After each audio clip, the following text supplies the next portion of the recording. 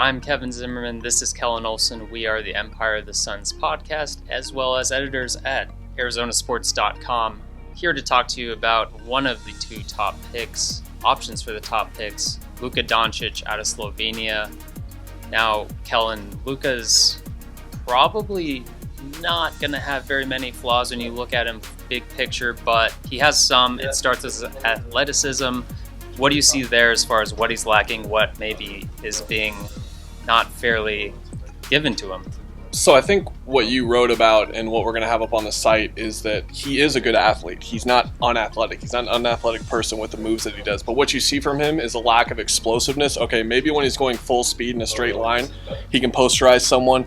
But if we're talking about beating guys off the dribble just from a triple threat stance and a really good or even just a fine NBA perimeter defender, that's where he might struggle. You're going to have to use ball screens with him a lot, and you're going to have to build an offense around him specifically looking to avoid those flaws. But luckily for the Suns, they have Igor Koshkov, who can certainly help with that. Now, he's kind of struggled at the three-point line in EuroLeague play, in Spanish League play. He's shooting just a tick above 30%. Do you see that as an issue? I mean, it's kind of his role in that team plays a big part in that.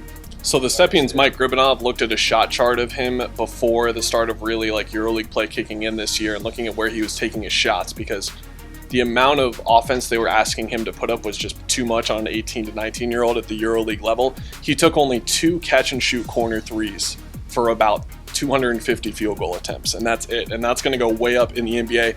No matter where you play, no matter how much you have the ball, guys like James Harden, even Russell Westbrook are going to get a lot of those shots, even if their usage rate is so high. So I'm not really too worried about the 31% from three-point range. I think his mechanics are very sound, and he just looks like if you had to bet more on him being a 30% shooter or 40% shooter from three, I think I would say 40. Now, of course, there's all those step backs. He's carrying a huge load for his team.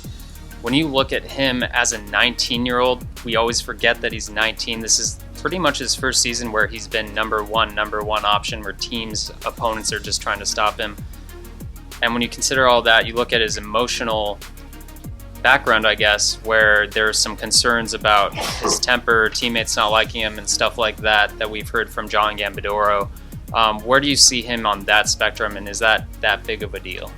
I think he's certainly emotional on the court, and he can get a bit too over the top at times, but there are plenty of guys like that. I think where you can actually look at a concern there is just adjusting.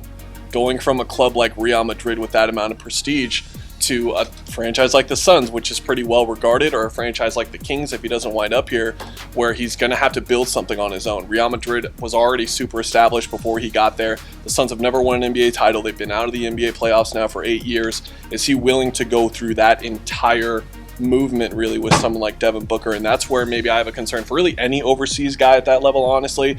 But with him, he is a little bit hot-headed on the court, so that's where maybe I can draw the concern. But I think it just goes again back to explosiveness, and that's where you really want to see him work this summer and get quicker. Now, one thing about him is fit on the Suns is tough. They have wings. They have Josh Jackson, Devin Booker, TJ Warren.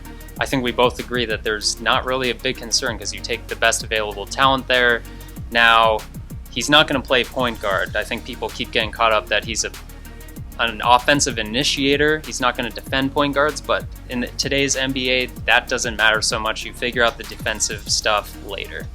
Yeah, and he's really, you just want as many guys in today's NBA to be able to handle the ball, to be able to shoot the ball, and be able to pass the ball. He can do all three of those things.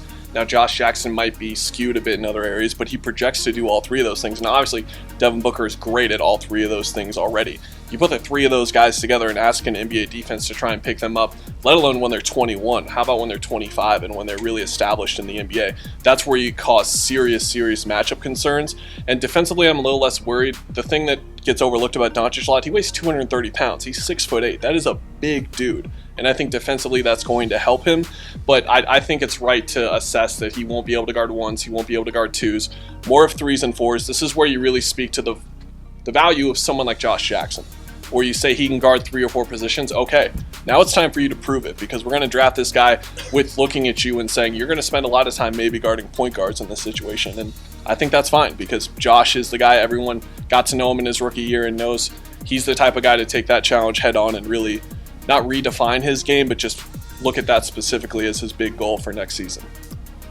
So there are a lot of issues with Doncic. There are fixes to those issues and those concerns. We'll get a look at DeAndre Ayton down the road. We'll keep going back and forth on this on our podcast and, of course, on ArizonaSports.com. 98.7 FM, Arizona's sports station.